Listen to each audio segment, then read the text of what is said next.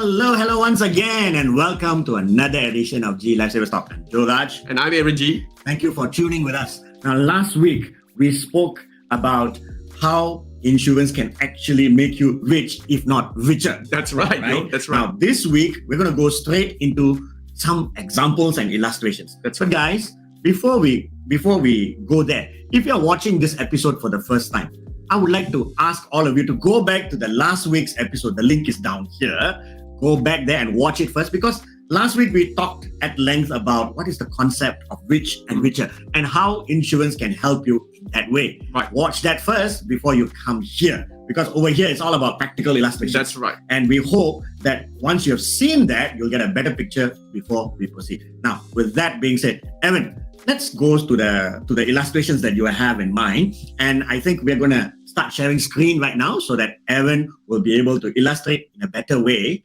how insurance can make you rich or richer. That's right. Let's dive into it. Right. So, Joe, let's look into a very common insurance that most people need now, which is the medical insurance. Right? Okay. Now, let's assume that we speak with someone who is age 30 years old. All right. Right. And then suddenly you're hospitalized for illness, and the medical cost was about roughly RM 150,000. Right. Okay. So let's say this guy, he is fortunate. Right. He has 150,000 ringgit. Right. Okay. And he was able to muster up that amount, and he managed to settle the bills. Correct. Right. Now the question is, what is his long-term impact? Right. So that's where we draw a timeline like this. Right. Now he is 30 years old, and assuming that he retires at 60. Right. So he has actually withdrawn 150,000 from his let's say from his savings. Okay. Right. His investments. Right. And maybe his EPF, maybe a portion. Correct. Right. Now, Okay. so this 150,000 is done and dusted. Right. Now, but we all understand that this money, if it was not used to pay, the medical bill, right? And given 30 years, which is here to his retirement, Right. that same amount that he has over now of 150 will actually amass to 648,000. Wow. And that is approximately, Joe, 4.3 times. Right. And this is basis returns of 5%? 5%. Okay. At 5% per annum. Right. So you see, right? Yes, you solved one problem, but you created a bigger hole over there. Because this 150,000 was earmarked for retirement. Correct. Right. So because this money has been used earlier, so you have less of 648,000. Right. You're talking about a negative of 648,000. Right. Whatever retirement fund, that assuming you have an X retirement fund, correct? Right. It's already minus out 648,000. Wow. Right. But the reverse is also true, Joe. Right. Okay. If you have someone to pay this medical bill, that means we're talking about someone. I'm talking about if you have medical insurance, right? Medical insurance that takes these bills, right? Insurance. My writing is bad. Apologize. Yeah. So and because that is taken, this 150,000 is secure, right? And because it is secured, it's able to gain all the dividends, bonus, returns, whatever not, right? And then it reaches its full value of 648,000.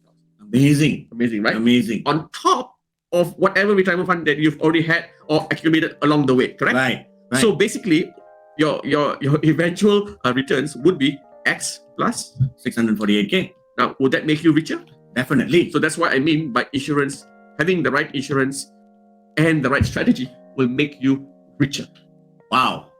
I've never seen it that way. Exactly. Because we all think the 150,000 now is just 150,000. Okay, I have the money lah. That's right. If you don't have the money, line cerita lah. Correct. Okay, but you have the money. Right. Okay, but you don't realize that you're actually at retirement, you are losing 650K. Absolutely. And this is what always, this is the mentality of people like, I'll solve this problem. Let's forget about the future. Right. So when you put it on a piece of paper like that, it's a big impact, right? So this is, guys, this is what differentiates someone from being rich or being richer.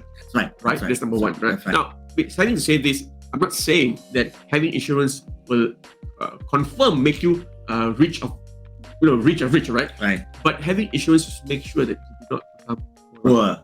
That is for sure. That's for sure. It's ironclad. That's right. And So that's one of the ways how insurance Wow. can help you. wow. And I just want to make a confirmation here that you've calculated that 150,000 to 648K using a compounding interest I mean, calculator, right? there's many apps out there. Right. It's a dime and a dozen, right? You pick Right. any one of them and you put in the numbers. The numbers will come out exactly the Right. same. We actually have another episode that we actually did a screenshot of the investment calculator. Yes. And we have shown how do we calculate this. So these figures are verified and it's not something that we plucked from the start. That's right. So 150,000 guys, imagine 150,000 now could actually be 650,000 later. That's right. A withdrawal now leaves a gap of 650,000 later. Evan, you've just blew my mind over here because of this illustration. I never saw that way, that insurance can actually help you to be richer that way. So, guys, next week we'll be back with more illustrations.